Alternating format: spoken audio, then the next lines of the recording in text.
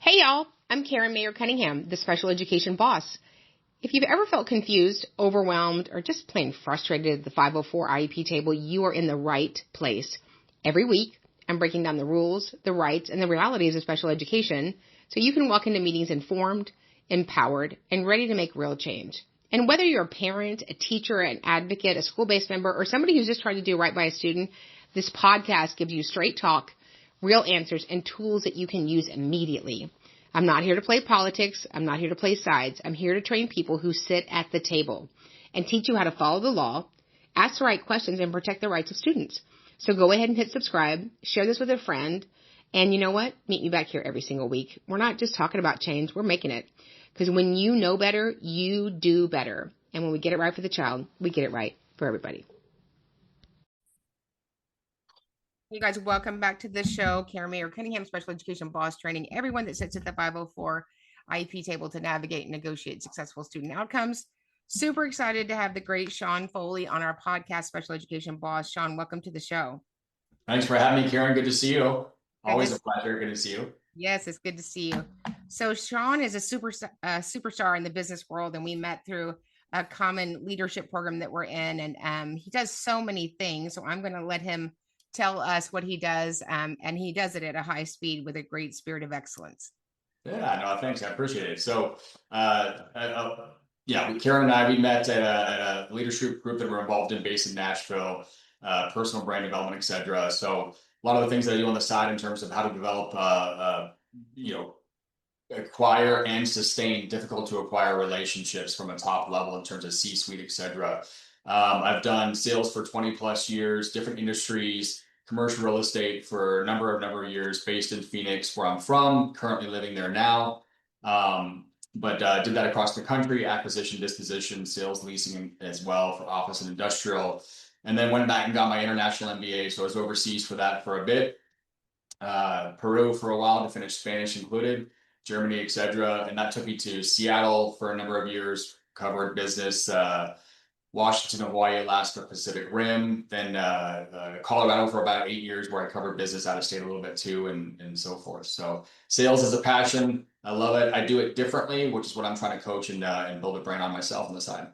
That's awesome. I didn't know there was such a thing as an international MBA, but maybe I could be an international talker. I don't know if they have that. So, very niche, yeah. Yes, when you and I were talking before, you talked about your challenges in school, and often I say that there are people that need help in school that are not identified because we don't look like we need help. And so kind of tell us about your academic journey and your challenges. Yeah. So, I mean, my journey, actually, one of the reasons why I got my MBA, and I'll go into that in a little bit, but at a young age, I was full of energy. Why can't this kid sit still? And I still, to this day, I just did a High Rocks fitness event last month. A lot of stuff that I love, and fitness is part of what makes me smile even bigger every day. But when I was young, there was my parents, my mom's a rock star, we're a close family. And she noticed, why can't, reading comprehension, difficulty in learning, why can't he sit still? So she got a couple tests for me prior to the age of 10, around I think 6 or 7. And, a lot of people talk about ADD, ADHD, dyslexia. People say, oh, I have it or my child has it. And not discrediting that or not challenging that, but I will say it's cliche to talk about. However, the test that I got, there's 2-inch thick of paperwork that diagnosed learning disability. What would that be? How does Sean cope with that going forward? Whether it's medication or not? And so it was determined that tutors would be helpful. Reading comprehension, speed reading classes would be helpful. Basically, what I did was all of that, even throughout college, a little bit into my MBA as well. The traditional school system, it's a blanket overall umbrella approach for so many kids out there. And a lot of kids nowadays are blessed to be able to have different opportunities for help. But back then when I was learning, in the 80s and 90s, there wasn't a lot of options besides tutoring. And so throughout my schooling, there was a private room, there was extra help. I think for me, just what worked out for me, I think I only did just a handful, I think 3 or 4, maybe 5 of trials of Adderall, 5 days of Adderall. I didn't like the way I felt off of it because I played college sports, so it took some of my wit, if you will, and some of my ability to take risk on the sports field, and then in my pursuits and in my passions as well. So I did what so many people talk about, and that's grit. I just ground my butt off when I found passions, and then I beeline towards it, and that's what really helped, along with my family, and then my faith and passions. So, I mean, you have a unique gift that you either have it or you don't, right? We're going to grind it out. You and I, we're not going to be denied. If we can't get in the front door, we're going to go in the back door. Yeah. If you remember when you were in school, and we talked about kind of some accommodations, I mean, Reed said before it was kind of embarrassing. So do you remember if there was somebody that actually gave you, it's just coaching, right? Special time that they sat and taught you strategies, or were they mostly just trying to accommodate it? More time, sit with the carousel, quiet room. Yeah, there was definitely strategies. There was definitely discussion on like, here's some tips, acronyms, etc. I mean, but I think it was repetition, to be honest. It was learning and accepting, yes, I'm different. The way I learn is different. And that insecurity, that difference is something that I had to work towards and come to be okay with. And frankly, I mean, I did some therapy over it at times, right? So nowadays, I see it as God's blessing. I truly am so grateful for what does make me different, because it has brought fruit to my life, a gift that keeps on giving every day in terms of my own success. But for a child, when you're young, there's so many reasons to hide that from people, or so many reasons to, not be proud of that, and just want to quickly forget about it, or sometimes you cry about it, right? So those were many, many dark moments that resulted in struggle, but later on resulted in blessings. And again, the reason I got my MBA, most people talk about it, is there a need to do an MBA? I'm not a huge advocate of an MBA. I will always say it depends on somebody. For me, though, there were two main reasons: a huge career shift, which did result and bear fruit there, but also it was insecurities. Most people do their MBA because of the networking, but for me, there was something that I had to prove to myself, and I was able to do that too. But it accomplished all sides of it. But it was that mainly. Yeah, I want to touch on something that you said earlier. Here we sit in 2026, and we are a medicine dispensing United States of America. And I will have kiddos that I'm serving that are 5, right? That are identified with ADHD and dyslexia. They really are first cousins. And literally, we have somebody at the school going, "Did you give him any medicine?" And I'm like, "He has a 5-year-old liver." So kind of talk about that. When it works, it works. If it doesn't, it works. Every medicine has a benefit, and then a pro and a con. So did you go that path? Did your parents try that? Yeah. So again, I mean, I'm sensitive to that topic. I mean, I've got a nephew that is autistic, and so it's a case by case scenario. But focusing on me and myself only in this conversation, I will tell you, yeah, we looked at it. There was Ritalin, there was Adderall. What would help Sean? And again, I think it was, when I said 5 trials, it's more like 5, maybe it was 7 days total, from elementary and through college, Right. of what we gave a shot with. And so, yes, we vetted that out. But what was determined was, Sean's a high energy kind of kid. I was the kind of kid where I would do club soccer, school soccer, personal private training to go to college soccer. And then I would go and lift weights. I asked for Christmas and my birthdays, asked for weight equipment every year for 6 years, right? I would lift weights afterwards too. So just finding somebody's passion, and then encouraging them to shine their light brightly however they walk through life. But my family, we tried it and it wasn't working, and we're not a fan of a band-aid approach. We're a fan of something that what would be long-term fix, what would be something that Sean can incorporate into his life and acclimate and grow with it, that would be advantageous and help him throughout his life versus being reliant on that in my situation. And for me, being reliant on the medication, seeing how it changed how I walked in life, and it didn't create too much benefit for me.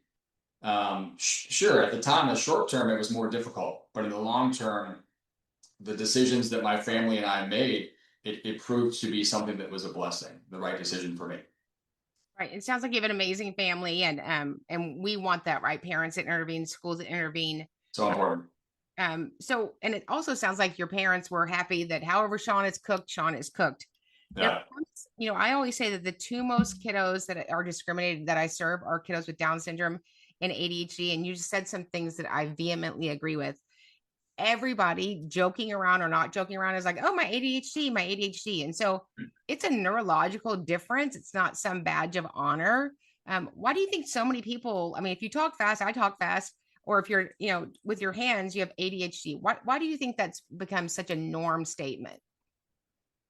For people to say that, oh, we have ADHD. Yes. I think it's become a norm statement for people to put I'm a direct guy, right? So I'll always be direct and transparent, but um, an overarching umbrella term or diagnosis, I don't always think that's the healthiest approach. I think that there's different layers and every child is different. And to have the label of, oh yes, I have ADD, or my child has ADD. That's what it is. Sure, that might be true, but still, John is so different than Jerry, and Amy is so different than Stephanie.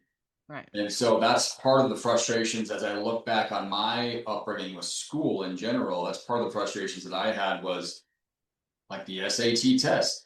The hardest thing for me growing up and even grad school was the SAT, like those ACT standardized tests. I was pursuing, my dad was a dentist. I was pursuing dental school. I looked at that and I realized what else is out there. Oh my gosh, I love sales. I love building relationships. So I'll do that instead. But I took the dental test, the DAT. I took my GMAT for my MBA. All these standardized tests. It's a quick off the hip. Sure, let's use that as a metric, but it's not the end all be all. And thank God that I had the right people. It's so important who we all surround ourselves with, right? Like you and I are talking right now because we have big ambitions in life and we connected.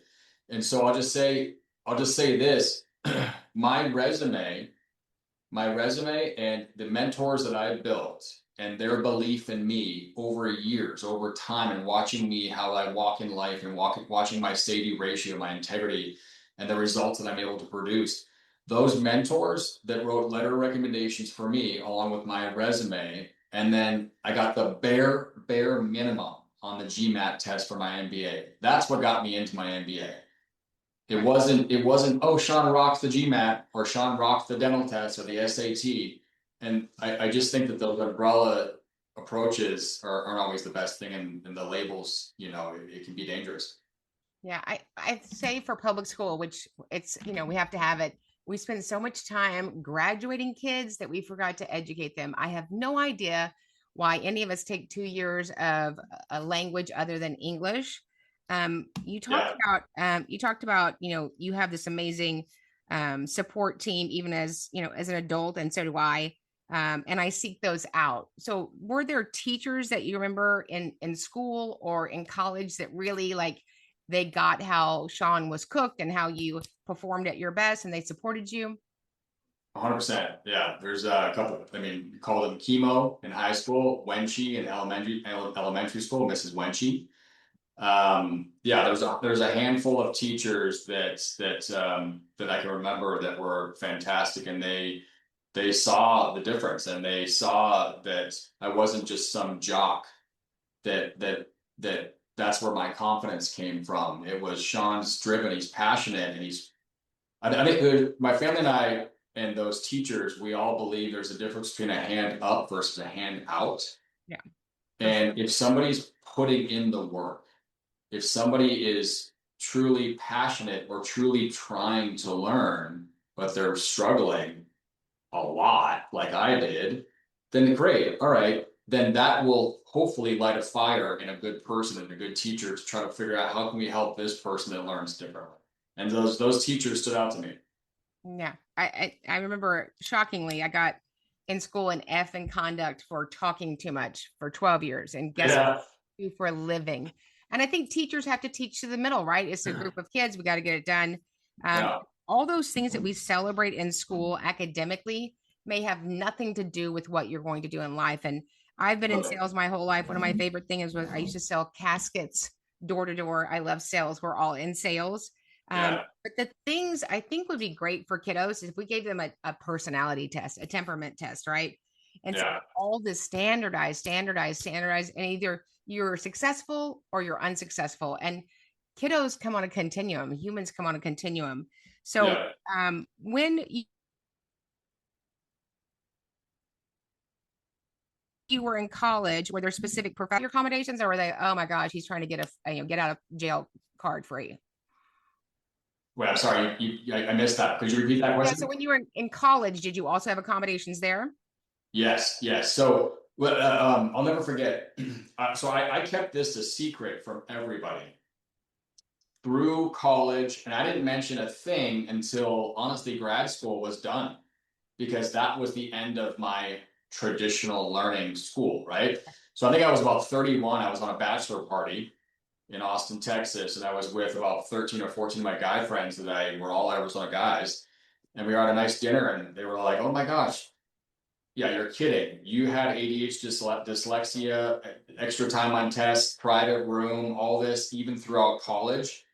Yes, I did. They were like, "We don't believe it. You got your MBA at this unique international school. We don't believe it." And I was like, "Well, believe it." I mean, I kept it a secret from everybody. So yes, I mean, there were a number of times where I was like, "Oh my gosh, I think he's like." I'll give you an example. I went to University of Arizona, and some of those classes are like 200 plus kids, right? And so I was pre-med, so I was doing a biochemistry class, and the huge test that we had. And I had a friend that said, "I didn't see you in the class. I didn't see you from the test. Where were you?" I was like, "I was there. Where were you at?" They were like, I was front right." "Oh, I was back left." Yeah. But really, I was in a private room with no medication, getting time and a half, so Right. 50% more time in a private room at like the Learning Disabilities Center or something. Yeah. So if there was a parent or a young person, right? I have a lot of kiddos that they're like, I don't, Miss Karen, I don't want it in junior high. I don't want it.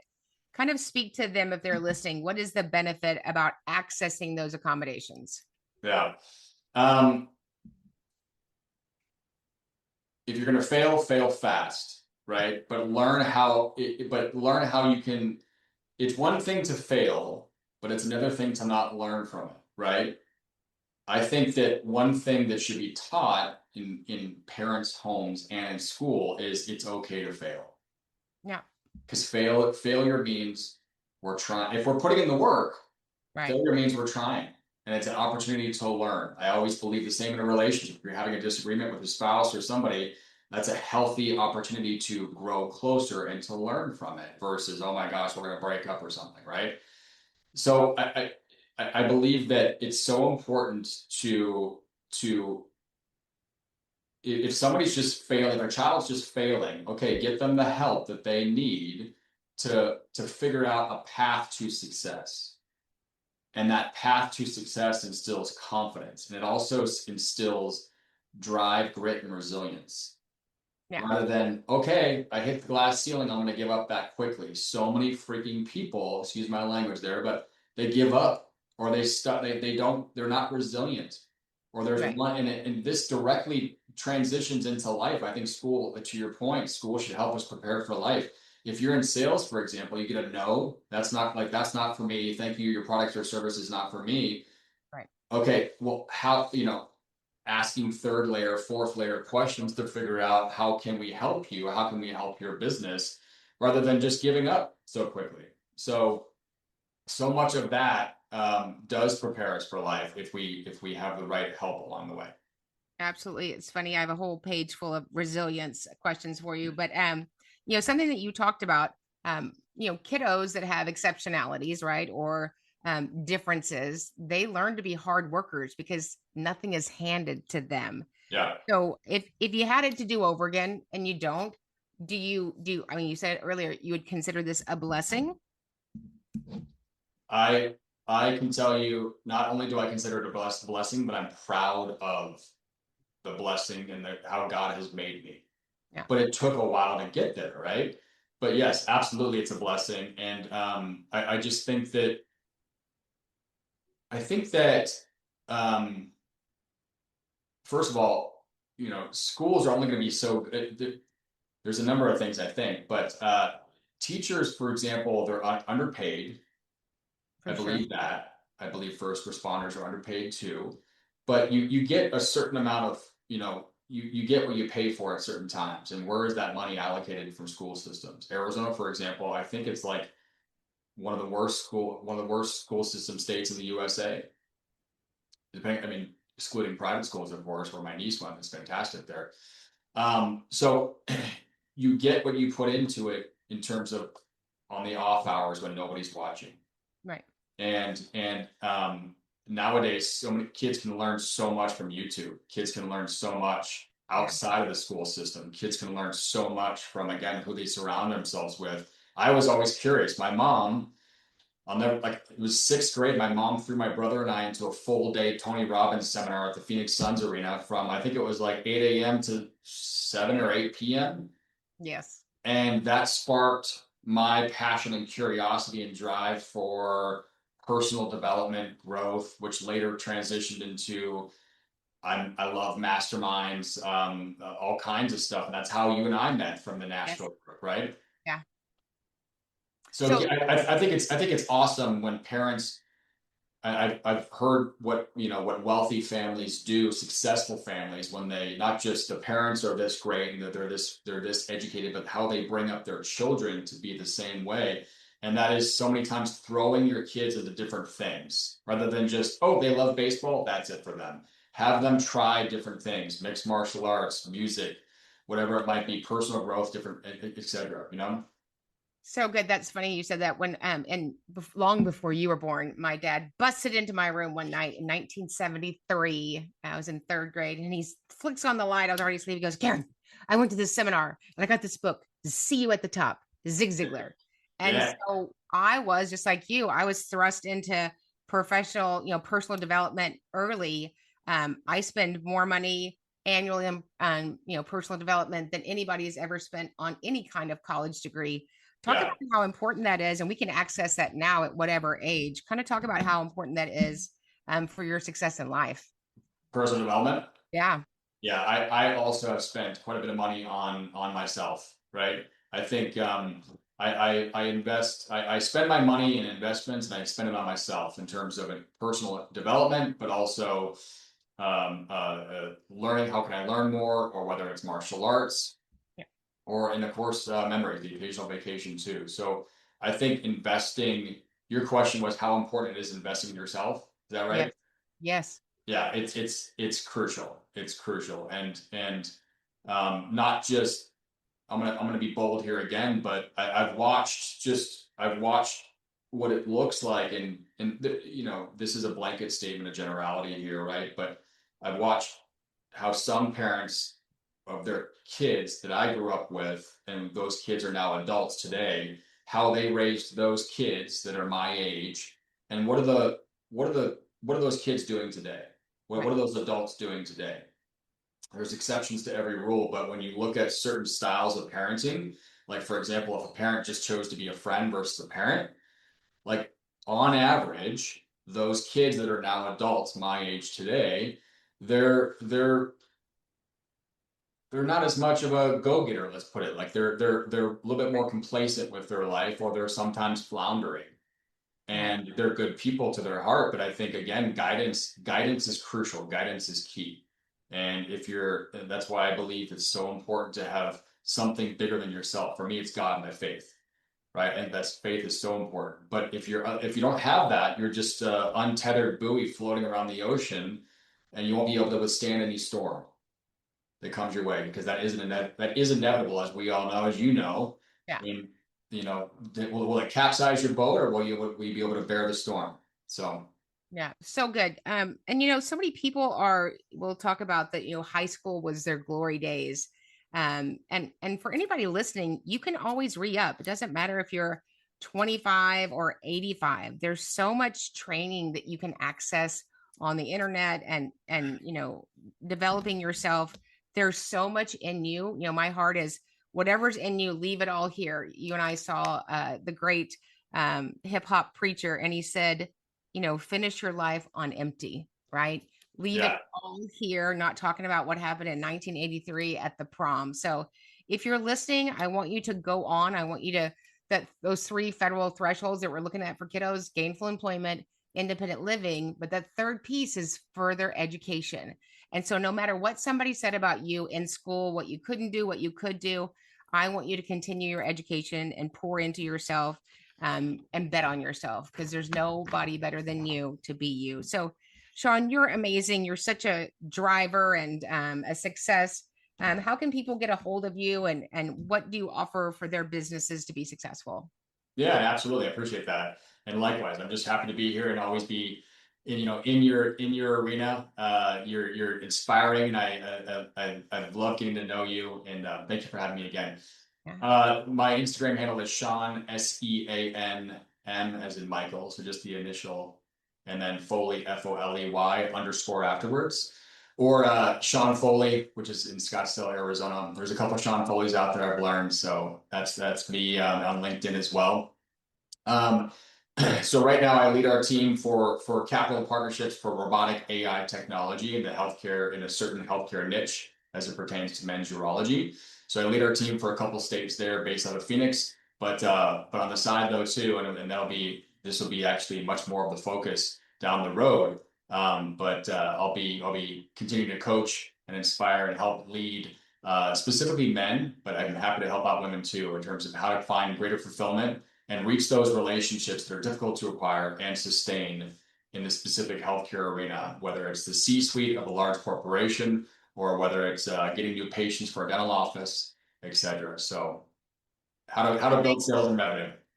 Thanks, Sean. We're going to put your information at the end of it. And always, if you've enjoyed this and you want to get in touch with Sean, just reach out to us at advocate@specialeducationacademy.com. We'll get you connected. Thank you for being on, Sean. Remember, you guys, when we get it right for the child, we get it right for everybody. And we'll see you guys in the next training. Thanks, Karen. Thanks all. Hit subscribe, share this with a friend, and you know what? Meet me back here every single week. We're not just talking about change, we're making it. Because when you know better, you do better. And when we get it right for the child, we get it right for everybody.